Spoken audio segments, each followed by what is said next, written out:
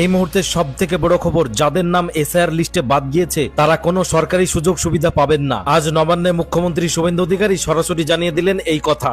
পশ্চিমবঙ্গের রাজনীতিতে এক চাঞ্চল্যকর মোড়। সরকারি সাহায্য এবং পরিষেবা নিয়ে এবার কড়া অবস্থান নিলেন মুখ্যমন্ত্রী শুভেন্দু অধিকারী। তিনি পরিষ্কার জানিয়ে দিলেন, কোনো অভারতীয় নাগরিক রাজ্য বা কেন্দ্রের কোনো সরকারি সাহায্য পাবেন না। মুখ্যমন্ত্রীর কথায়, যাদের নাম নাগরিকত্ব সংশোধন বা এসআইআর প্রক্রিয়া চলাকালীন বাদ পড়েছে, আইনভাবে তারা এই মুহূর্তে অভারতীয় হিসাবে গণ্য। আর এখানেই তিনি টানছেন লক্ষণ রেখা। যাদের নাম ভোটার তালিকায় নেই তারা আপাতত কোনো সরকারি স্কিম বা ভাতার আওতায় আসবেন না। শুধুমাত্র প্রকৃত ভারতীয় নাগরিকদের কাছেই যেন সরকারি কোষাগারের সুবিধা পৌঁছায়, সেই ব্যবস্থাই করছেন শুভেন্দু অধিকারী। যাদের নাম তালিকায় নেই তারা আইনত ভারতের নাগরিক হিসাবে স্বীকৃত নন। ফলে ভোটার লিস্টে পুনরায় নাম অন্তর্ভুক্ত না হওয়া পর্যন্ত কোন সরকারি সুযোগ সুবিধার দাবিদার হতে পারবেন না। মুখ্যমন্ত্রীর এই ঘোষণার পর প্রশাসনিক মহলে তৎপরতা শুরু হয়েছে। এর ফলে যারা সঠিক নথিপত্রের অভাবে তালিকায় বাদ পড়েছেন তাদের মধ্যে উৎকণ্ঠা বাড়লেও সরকারের পক্ষ থেকে এক স্বচ্ছতা বজায় রাখার একটি বড় পদক্ষেপ হিসাবে দেখা যাচ্ছে। অনেকেই মনে করছেন এর ফলে অনুপ্রবেশকারী বা ভুয়ো পরিচয়পত্রদের চিহ্নিত করা সহজ হবে এবং প্রকৃত দাবিদাররা তাদের হক পাবেন।